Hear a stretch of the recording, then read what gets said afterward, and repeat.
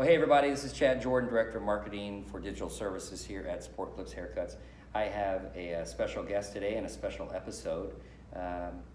Something people outside of Sport Clips might not know, and maybe inside of Sport Clips might not realize, that we have something called a Wayne Magloan Memorial Fund that raises funds and makes contributions to team members in times of needs and distributes those monies in times of needs.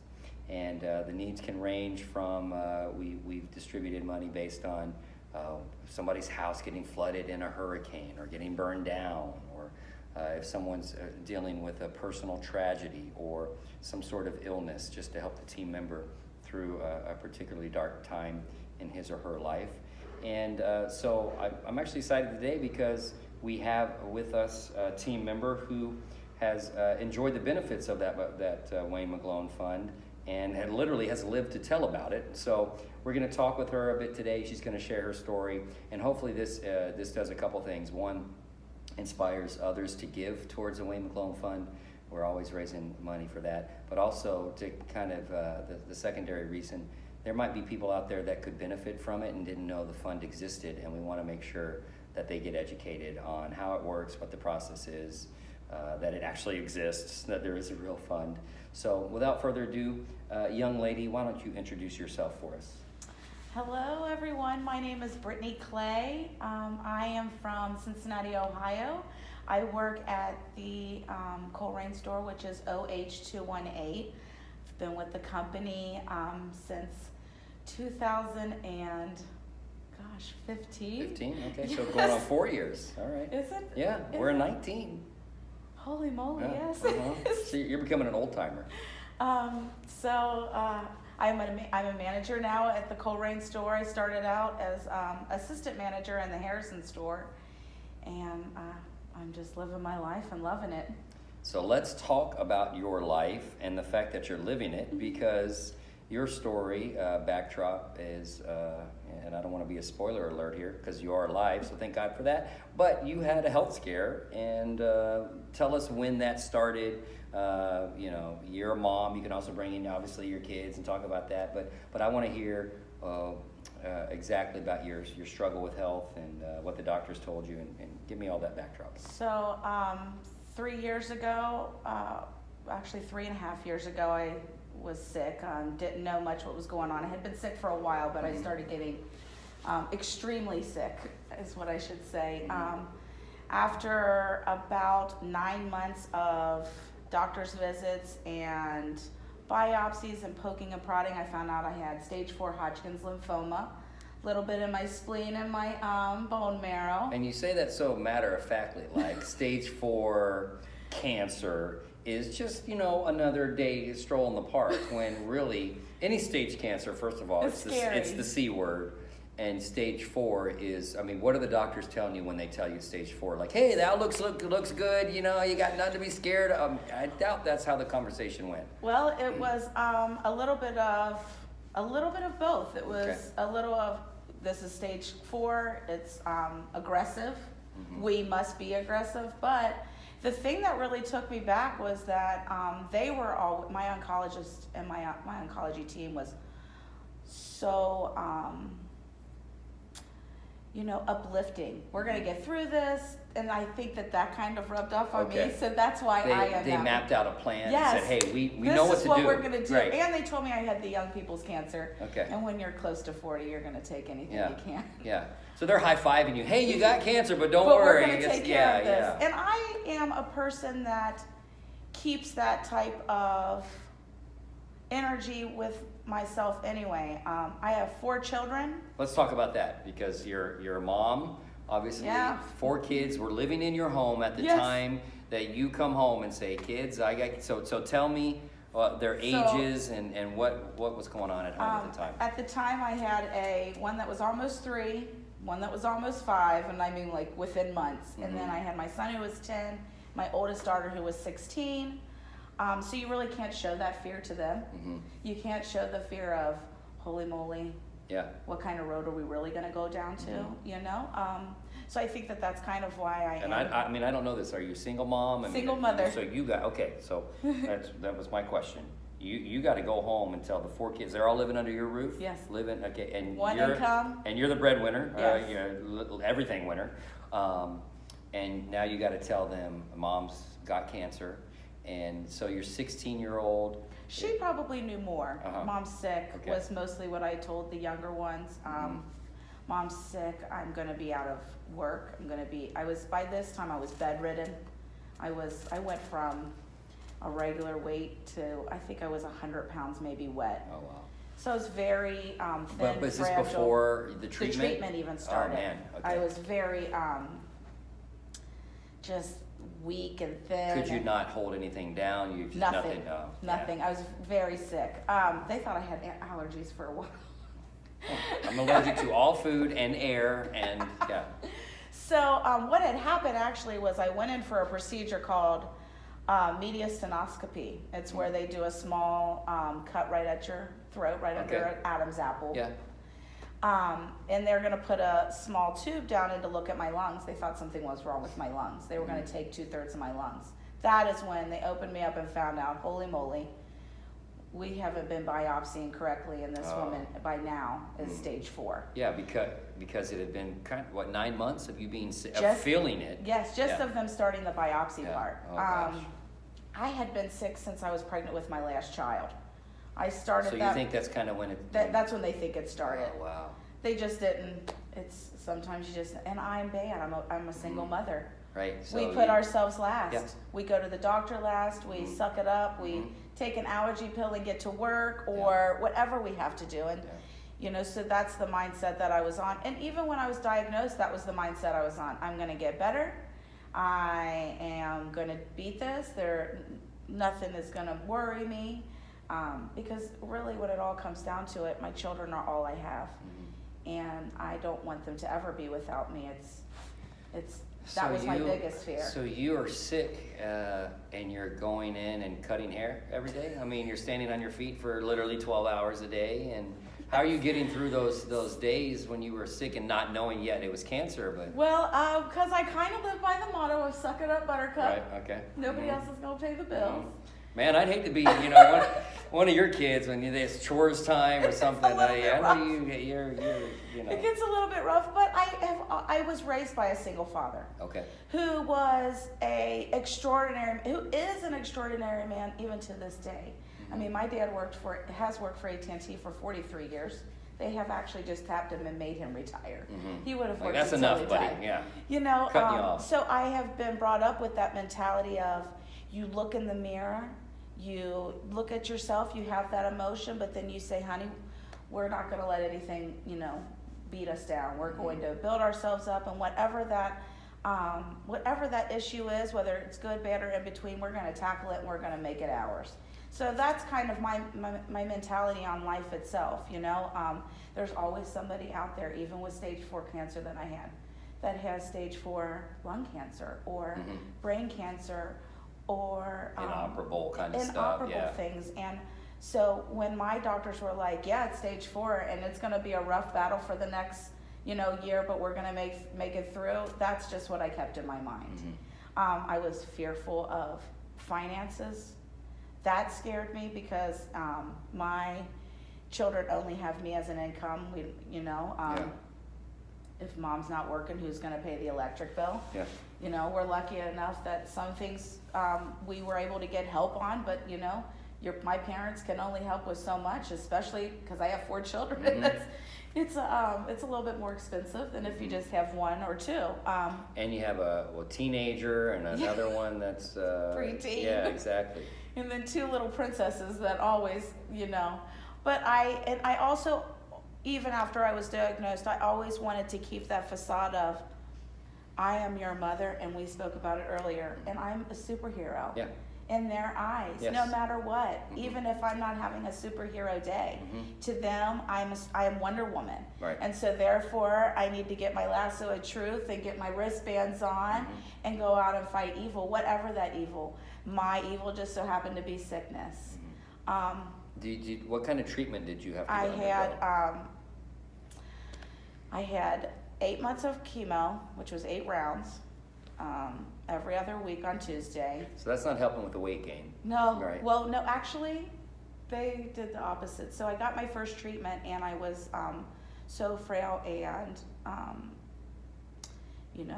hadn't eaten in days, that they actually put me on weight gainers. So in the first 2 months of my treatment, they made me gain 50 pounds. Wow. Because I was on a lot of steroids and things like that. Yeah.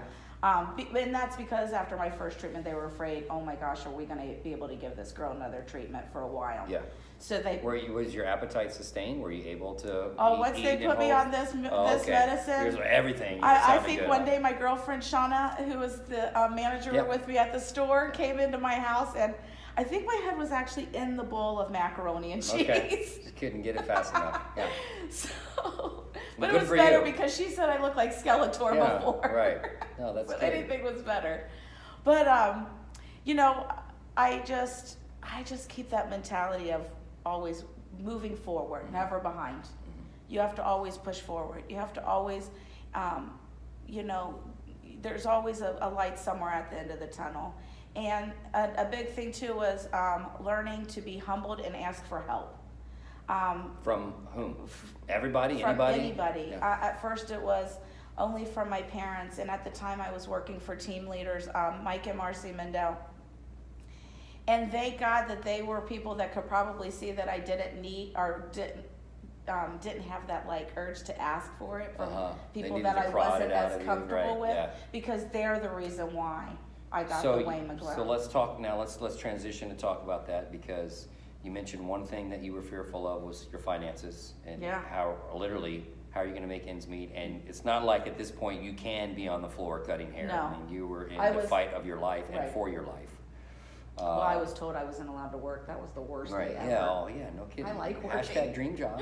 No, it was good for about 2 minutes, and then you're like, I don't want to be in bed anymore. Yeah, so you're worried about finances, and you're having to ask for help for the first time or in a long time, and it's not something you're necessarily comfortable with. So they approach you and they say, and by the way, you hadn't been at sport clubs that long. No, right? It's I not was like you had hired been in 10 February. year.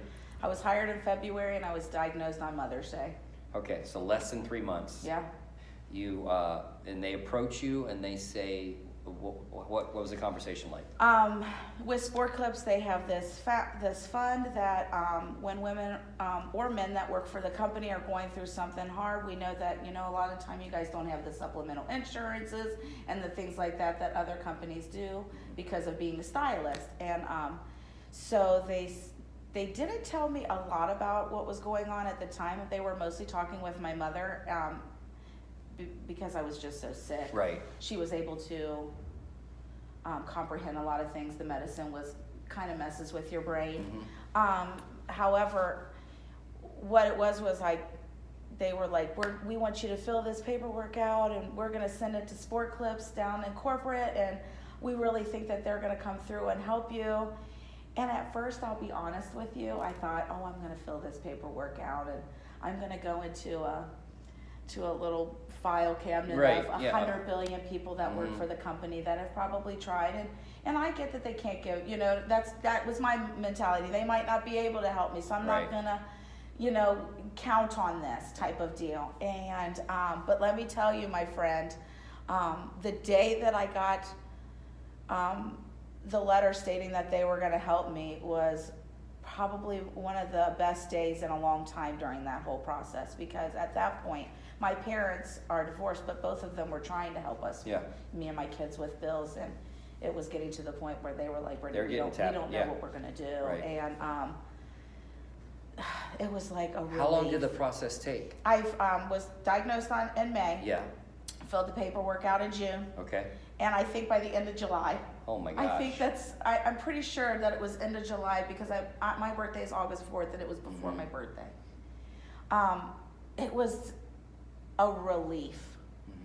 And are we talking, a relief on, there were bills that I was using credit cards to push one finance to here. And pay one credit card off. Giving my mom the credit card to go take a little, to go down and just say, I want $60 in cash, so then I can take that $60 and pay on another credit card. So it was a lot of pushing and pulling of all this money. Well, you've got that dual thing where you're a single mom of 4, not just one, but of 4, and stylist by trade, manager, team member, all that kind of stuff, who depends on actively working, cash coming in, tips, and all that kind of stuff, which is in one fell swoop taken out because you're now on bed rest for a year. So are we talking they threw $100 your way? Like, what is, I don't even know what the limit is, but I imagine you I don't know what the limit is, but with me they sent me right over $9,000. Oh my gosh. And that and it's not a loan. No, right? it was given to me, because at first I thought maybe that it was a loan, but then my mom and everybody came back and explained the paperwork to me more, because when I tell you, if you ever have a person that you know that goes through chemo, when they say chemo brain, it's a real deal. Yeah. Like, you kind of, all of that medicine running through your system. Your body's just fighting everything. Well, you're poisoning everything. Right, exactly. Every organ, every cell, everything. Yeah. And so it was emotional getting that money. It was emotional paying bills. Like not a bad emotion. It was like a relief, like, I can pay this. Oh my gosh, okay, so we're good. We're good for a while. Yeah. And that money helped sustain us during that time. Yeah, we weren't living it up. I mean, it wasn't like I was able to go anywhere. But it sustained us for a long time. Like, it paid most of my bills. And then my parents were able to come back in here and there and help me with little things that they could. It was a relief. That money made it so that year I could get my kids school clothes for school supplies. I had a daughter that was starting her senior year. It was a relief. When they say the relief fund, it is a relief. You are at that point in your life, and not only am I having to fear, like, and even though I always have that good idea or that good attitude, that fear is always in there. It's that fear of, well, how am I going to pay the bills? Am I going to die on my children? Right. Who's going to take care of them? The what if, and those kind of build up. And as a mother, whether single or with a husband, because even if I was still married at the time, that fear would have been between the two of us. Yeah. That money and people, a lot of people will say, well, money isn't everything. That money was everything at that point in our life. That money took it so that my son could have all the school books that he needed. And I am sure that there would have been people in the community that would have helped us, I'm sure. But like I said before, sometimes it's hard to ask for that help. I always like, what do I tell my kids? We don't have pity parties in this family. Mm-hmm. We're not going to sit around and be oh, woe is me, and I'm not a big person to hold my hand out for help. So when they came through with that money, and when Mike and Marcy really pushed to help, and I'm sure what I was under the understanding was they wrote stuff about me, and I mean, like, gosh, I said this to Dave Boucher. How many companies do you know that are corporate that still give anything about somebody that's been there for 10 years, let alone 3 months? Right. 10 years people have been with companies and get sick, and it's like, we don't have anything. Here's a card. Get well soon. Get well soon. Yeah. These people didn't know me from anybody other than for that 3 months, and their hearts were big enough that they pushed for that they knew that here's this young lady with 4 beautiful children, and she's trying every day to make their lives better and bigger than hers was, because that's what we want for our children. We want them to have the things that we didn't have, and we want them to have bigger dreams than we ever dreamt. And to be scared all of a sudden, because I was 36. Yeah. 36? Yeah. Cancer? Mm-hmm. That's what I thought. Mm-hmm. And they had told me, hold on, they had told me for 9 months that I didn't have cancer. Right. So you've been set up to not think that's what it was. So then for all that to come crashing down, you just think, oh gosh, what am I going to do? And then sport clips happened, and it was like, I mean, Shauna, my girlfriend that is the manager with me, the main reason that she came to sport clips was because she saw how they treated me. That's amazing. I mean, like, tell people in my chair on a daily, they'll ask me, how do you like your job? Yeah. Do you like working for this company? Have you worked for other places? I've worked for many places. I've worked in and out of the hair industry. I've managed in and out of the hair industry. This is the only company that cares, even if they don't know what your face looks like. Mm-hmm. Well, we talk about family a lot, and the Sport Clips family, and whether you had been a 3-month-old or a 10-year, you were part of the family. And Yes. so for Mike and Marcy to say, we know you're new to the team, but you're part of our family now. So. Well, and they were even new to the team. Mm-hmm. Harrison was their first store that they were Yeah, opening. yeah. So even for Sport Clips to say, hey, look at this new team managers right here, these team leads that have this young lady that's their assistant manager that all of a sudden is hit with life-threatening event in her life. We're going to help them out. That's big even for them. Yeah. I mean, You weren't on the bottom of the list because of how long you'd been there or Right. how long they'd been in the system. it was like there was no You had rest. Sport Clips associated with you, so that was good enough for us. They read I feel like this is what I dreamt in my head. They read my story and their hearts opened up Yeah. to me and my children, because really what I always tell everybody is Sport Clips did not give that money to me. They gave that money through me to my children.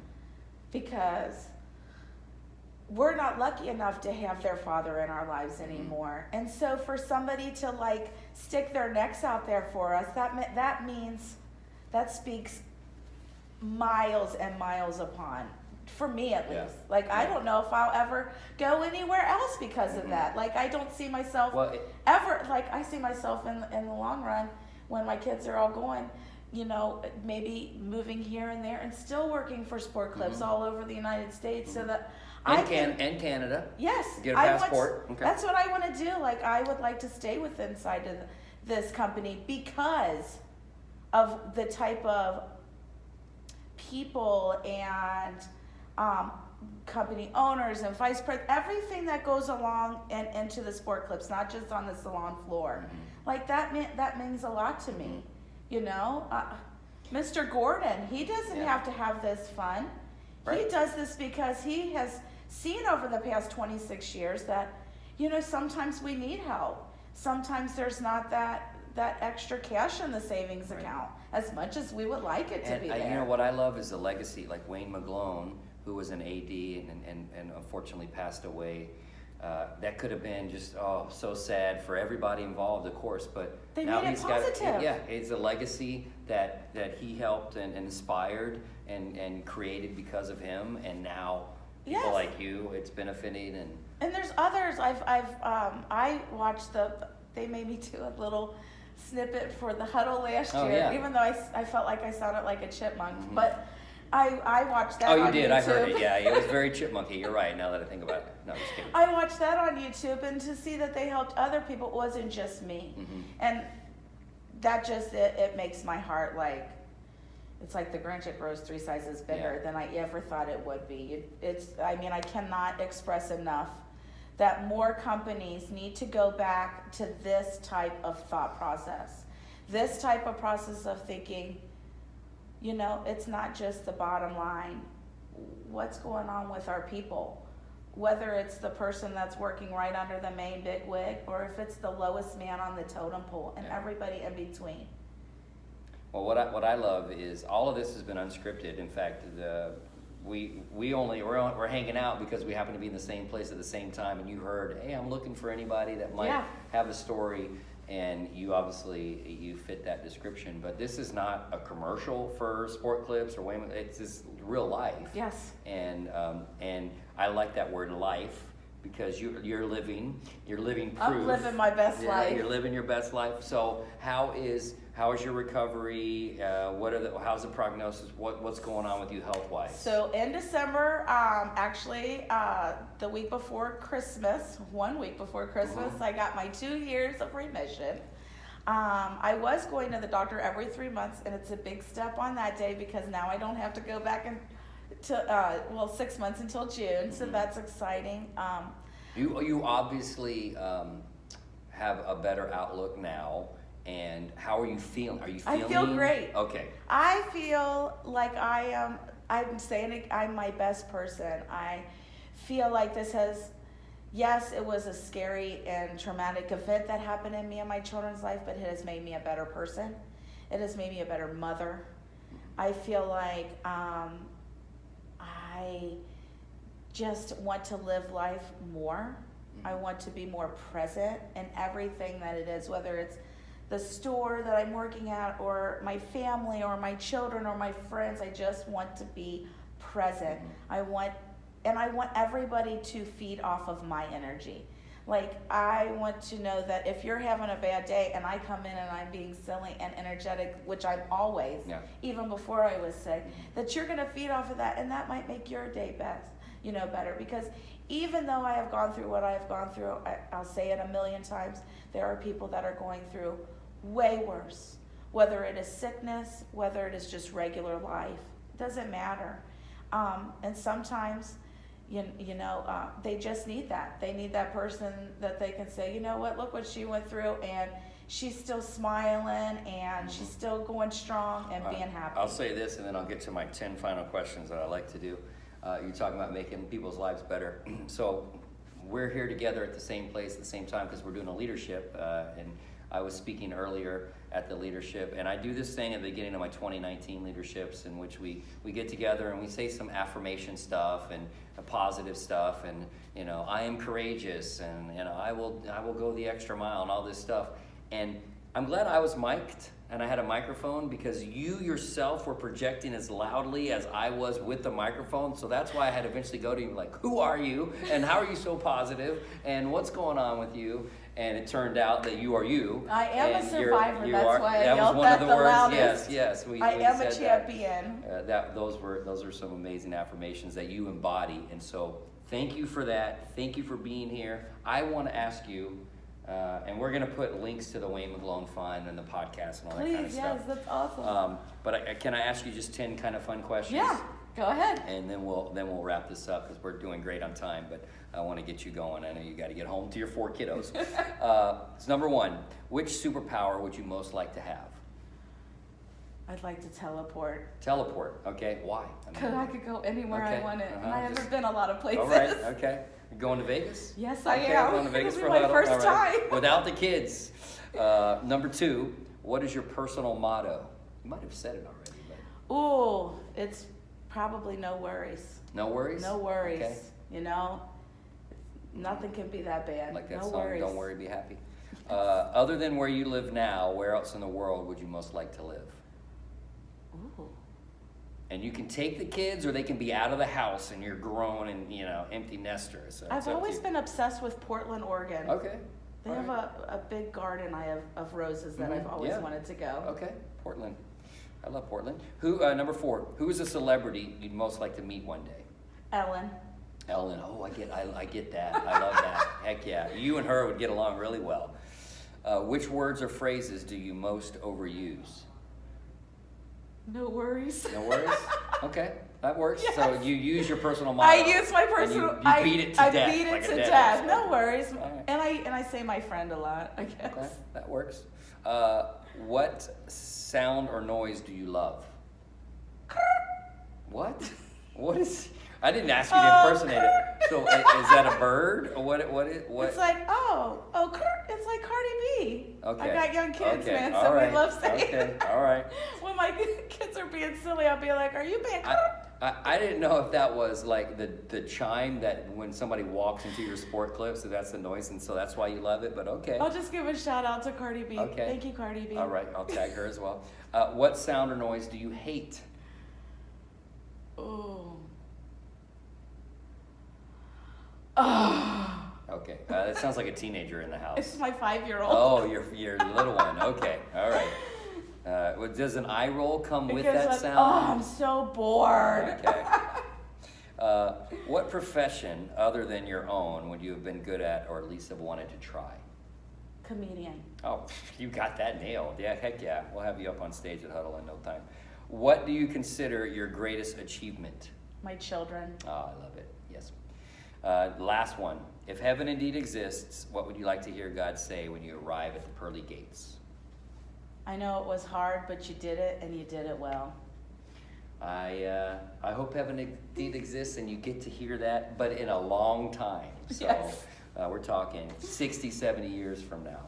So amazing story. Just what a comeback physically. Now you're at Sport Clips again, not in bed rest, and doing well. I hope to check in with you often and hear just nothing but good reports. So So we'll see each other in what, a month yeah, and a half? yeah, we'll be at Huddle, so we'll have a good time, and come find me, and we'll hang out. Definitely. So, Thank you so much. all right, thanks, Brittany. Thanks everybody for tuning in. We'll do some more Wayne Magloan inspired podcasts in future weeks and months, and we'll put a link in here. But if you feel like you should qualify for that, please make sure to get with your team leader, or if you're a team leader, get with your manager or team member or somebody, and let's get those requests turned in and do some good for team members in the system. Thanks again. Bye. Hey, that was great. awesome. You did good. That was great. Thank you.